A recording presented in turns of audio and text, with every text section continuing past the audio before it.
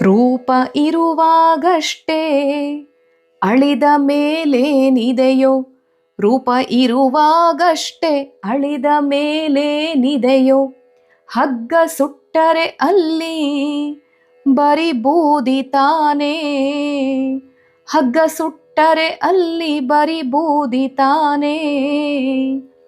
ತಿರೆಯ ನಪ್ಪಿದ ಕಾಳು ಮರೆಯದೆ ತನ್ನತನ, ತಿರೆಯ ನಪ್ಪಿದ ಕಾಳು ಮರೆಯದೆ ತನ್ನತನ.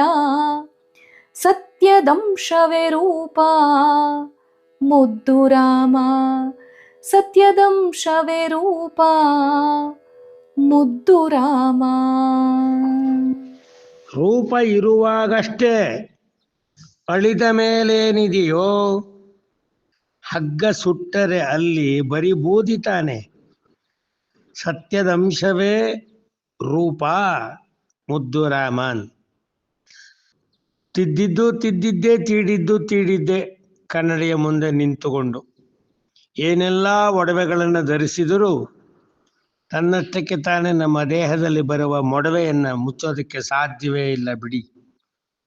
ಅದಕ್ಕೆ ನಮ್ಮ ಡ್ರೀಮ್ನಲ್ಲಿ ಏನೆಲ್ಲ ಕ್ರೀಮ್ ಹಚ್ಚಿದರೂ ಅದು ಕೆರೆದು ಕೆರೆದು ವ್ರಣವಾಗಿಸ್ತಕ್ಕಂಥ ಕ್ರೈಮ್ ಬುದ್ಧಿ ನಮ್ಮಲ್ಲೇ ಜಾಗೃತವಾಗಿಬಿಡುತ್ತೆ.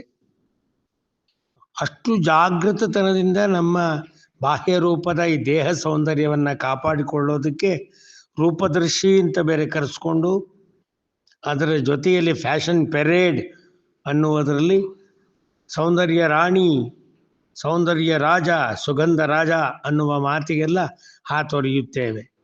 ಆಯಿತು, ಇರೋವರೆಗೂ ಆಯಿತು. ಆ ನಂತರಕ್ಕೆ ನೋಡಿ, BMC ಅವರು ಕವನದಲ್ಲಿ ಒಂದು ಕಡೆ ಹೇಳಿದರು, ಹಿಗ್ಗುವ ಏತಕ್ಕೆ ಚೆಲುವಿನ ಹೆಣ್ಣೆ, ಕಡೆಗೂ ನಮ್ಮ ರೂಪಿಗೂ ಗತಿ ಮಣ್ಣೆ ಅಂದರು. ಅಷ್ಟೇ. ಮುದ್ದುರಾಮನ ಮೂಲಕ ಈ ಪದ್ಯದಲ್ಲಿ ಸತ್ಯದಂಶ ಅನ್ನುವ ಪದಪ್ರಯೋಗ ಇದೆಯಲ್ಲ, ಅದಕ್ಕೆ ಉತ್ತರ. ಅದರಿಂದ ಹಿಗ್ಗುವುದೇ ಜೀವನ ಅನ್ಕೋಬೇಡಿ.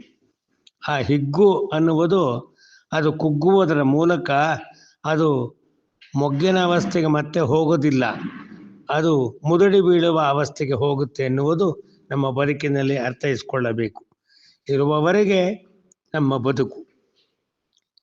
ತದನಂತರದಲ್ಲಿ ಕಣ್ಣು ಬಿಟ್ಟು ಜಗತ್ತು ನೋಡಿದವರು ಮಣ್ಣು ಹೊಕ್ಕಿದ ಮೇಲೆ ಮತ್ತು ಮಣ್ಣಿನ ಒಳಗೆ ಹುದುಗಿ ಅದರ ಜೊತೆ ಮಣ್ಣಾಗಿ ಹೋಗುತ್ತೇವೆಯೇ ಹೊರತು ಮತ್ತೆ ಎದ್ದು ಬಂದು ಕಣ್ಣಿನಿಂದ ನೋಡುವಂತಹ ಆ ಒಂದು ಶಕ್ತಿ ನಮಗಿಲ್ಲ.